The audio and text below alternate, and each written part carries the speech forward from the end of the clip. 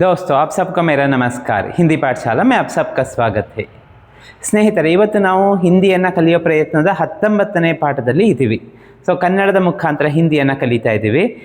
ಇವತ್ತು ನಾವು ಏನನ್ನು ವಿಶೇಷವಾಗಿ ಕಲಿತೀವಿ ಅಂದರೆ, ಈಗ ನಾವು ಆಗಿ ಹೋಗಿರೋ ಸಮಯದ ಬಗ್ಗೆ, ಅಂದರೆ ಪಾಸ್ಟ್ ಟೆನ್ಸಲ್ಲಿ ಹೇಳಬೇಕಾದ್ರೆ ಅವನು ಬಂದ, ಅವನು ಹೋದ, ಅವಳು ಬಂದಳು, ಅವಳು ಹೋದಳು, ಮಾಡಿದಳು, ನೋಡಿದಳು, ಆಡಿದರು, ಈ ಥರ ಎಲ್ಲ ಸೆಂಟೆನ್ಸ್ಗಳನ್ನ ಹೇಳ್ತೀವಲ್ಲ.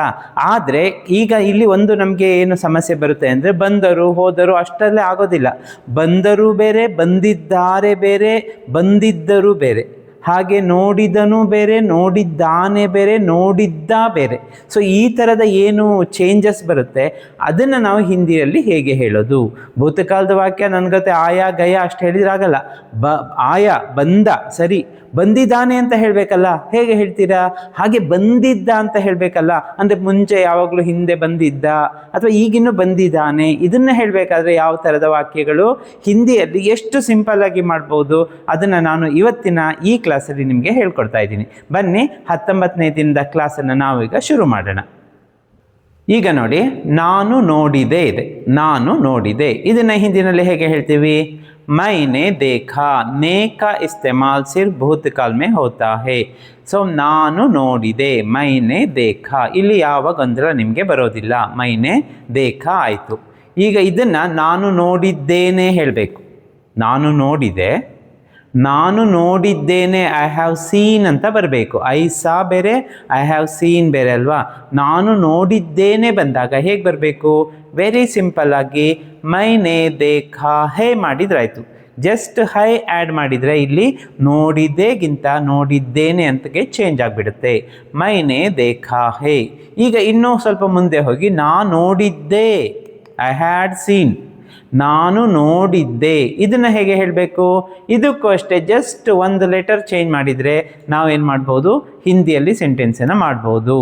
ಮೈನೆ ದೇಖಾ ಥಾ. ಮೈನೆ ದೇಖಾ ನಾನು ನೋಡಿದೆ. ಮೈನೆ ದೇಖಾ ಹೇ ನಾನು ನೋಡಿದ್ದೇನೆ. ಮೈನೆ ದೇಖಾ ಥಾ ನಾನು ನೋಡಿದ್ದೆ ಅಂದರೆ ತುಂಬ ಮೊದಲು ನೋಡಿದ್ದೆ ಅಂತ ಅರ್ಥ ಆಗುತ್ತೆ.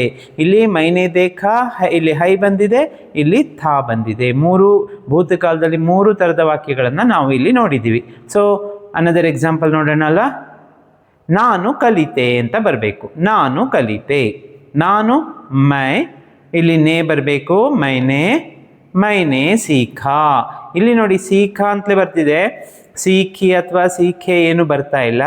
ನೇ ಬಂದಾಗ ನಾವು ಸಬ್ಜೆಕ್ಟನ್ನು ನೋಡೋದಿಲ್ಲ, ಆಬ್ಜೆಕ್ಟ್ ಇದ್ರೆ ನೋಡಬೇಕು. ಇಲ್ಲಿ ಆಬ್ಜೆಕ್ಟ್ ಇಲ್ಲ, ಹಾಗಾಗಿ ಸೀಖಾ ಅಂತಾನೆ ಎಂಡ್ ಆಗಬೇಕು.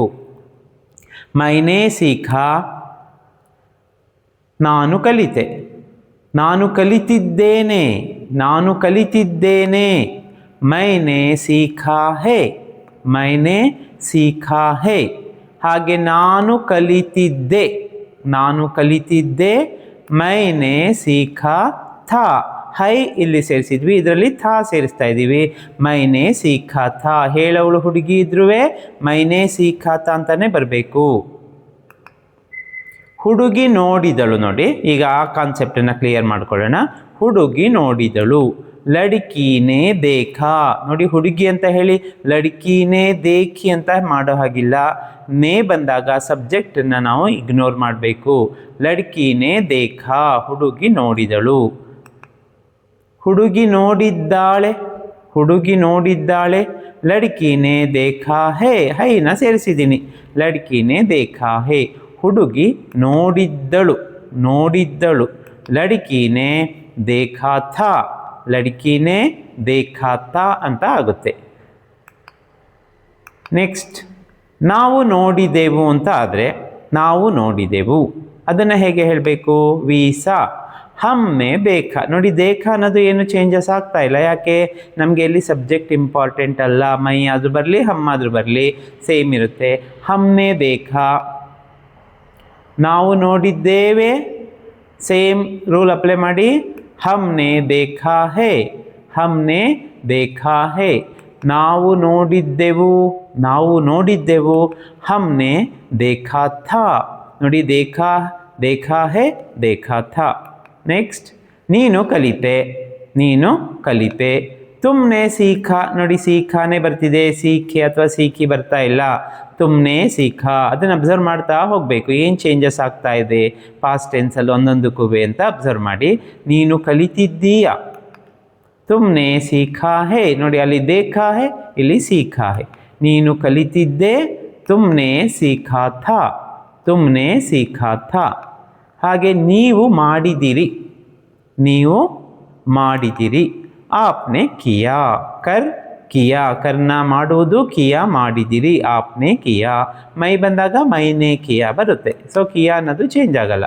ನೀವು ಮಾಡಿದ್ದೀರಿ, ಆಪ್ನೆ ಕಿಯಾ ಹೇ, ಆಪ್ನೆ ಕಿಯಾ ಹೇ. ನೀವು ಮಾಡಿದ್ರಿ, ಆಪ್ನೆ ಕಿಯಾ ಥಾ, ಆಪ್ನೆ ಕಿಯಾ ಥಾ. ಏನು ಯಾವ ಪ್ಯಾಟರ್ನಲ್ಲಿ ಚೇಂಜ್ ಆಗ್ತಿದೆ ಅದನ್ನು ಅಬ್ಸರ್ವ್ ಮಾಡ್ತಾ ಹೋಗಿ. ನೇ ಬರ್ತಾ ಇರೋದ್ರಿಂದ ಹೀಗೆಲ್ಲ ಆಗ್ತಾ ಇದೆ. ಈಗ ಅವನು ಬಂದನು, ಇಲ್ಲಿ ನಾವು ನೇನ ಯೂಸ್ ಮಾಡಬಾರ್ದು, ಯಾಕಂದರೆ ಬಂದನು ಅಲ್ಲಿ ಅಕರ್ಮಕ ಕ್ರಿಯೆ ಆಗುತ್ತೆ. ಅದ್ರ ಬಗ್ಗೆ ವಿಡಿಯೋ ನಾನು ಮಾಡಿದ್ದೀನಿ, ಅದನ್ನು ನೋಡಿ. ಅವನು ಬಂದನು, ಆವಾಗ ವಹ ಮತ್ತು ನೇ ಉಸ್ನೆ ಆಯಾ ಅಂತ ಮಾಡಬಾರ್ದು, ವಹ ಆಯಾ.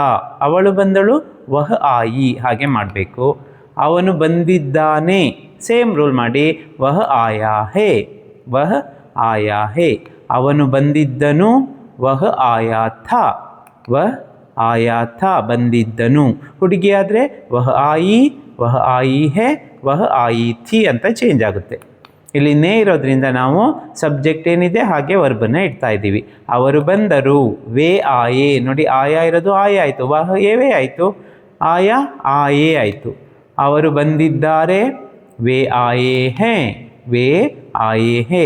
ಅವರು ಬಂದಿದ್ದರು, ಅವರು ಬಂದಿದ್ದರು, ವೇ ಆಯೇ ಥೇ, ಹೇ ಥೇ ಸೇರಿಸಿದರೆ ಇಲ್ಲಿ ಭೂತಕಾಲದ ಬೇರೆ ಬೇರೆ ಪ್ರಕಾರ ಸೆಂಟೆನ್ಸು ಗೊತ್ತಾಗ್ತಿದೆ. ಹುಡುಗಿ ಬಂದಳು, ಹುಡುಗಿ ಲಡ್ಕಿ. ಇಲ್ಲಿ ಬಂದಳು, ಅಲ್ಲಿ ಅಕರ್ಮಕ ಕ್ರಿಯಾ, ಹಾಗಾಗಿ ಲಡ್ಕಿ ಆಯಿ. ಲಡ್ಕಿನೇ ಆಯಿ ಹೇಳಬಾರ್ದು, ಲಡ್ಕಿ ಆಯಿ. ಹುಡುಗಿ ಬಂದಿದ್ದಾಳೆ, ಲಡ್ಕಿ ಆಯಿ ಹೇ, ಲಡ್ಕಿ ಆಯಿ ಹೇ. ಹುಡುಗಿ ಬಂದಿದ್ದಳು, ಬಂದಿದ್ದಳು, ನಿನ್ನೆ ಬಂದಿದ್ದಳು, ಲಡ್ಕಿ ಆಯಿ ಥಿ, ಲಡ್ಕಿ ಆಯಿ ಥಿ ಅಂತ ನಾವು ಚೇಂಜ್ ಮಾಡಬೇಕಾಗುತ್ತೆ. ಸೊ ಈ ರೀತಿಯಾಗಿ ನಾವು ಏನು ಮಾಡಬೇಕು, ನೀವು ವಾಕ್ಯಗಳನ್ನು ಮಾಡಿದರೆ 100% ನಿಮಗೆ ಪಾಸ್ಟ್ ಟೆನ್ಸಲ್ಲಿ ಸೆಂಟೆನ್ಸ್ ಮಾಡೋದು ಗೊತ್ತಾಗುತ್ತೆ. ಮತ್ತು ಈಗ ಆಲ್ರೆಡಿ ನಾವು ಪ್ರೆಸೆಂಟ್ ಟೆನ್ಸು, ಫ್ಯೂಚರ್ ಟೆನ್ಸಲ್ಲಿ ನಾವು ಕಲ್ತ್ಕೊಂಡಿದ್ದೀವಲ್ವ, ಅದನ್ನು ನಾವು ಪ್ರಾಕ್ಟೀಸ್ ಮಾಡ್ಬೋದು.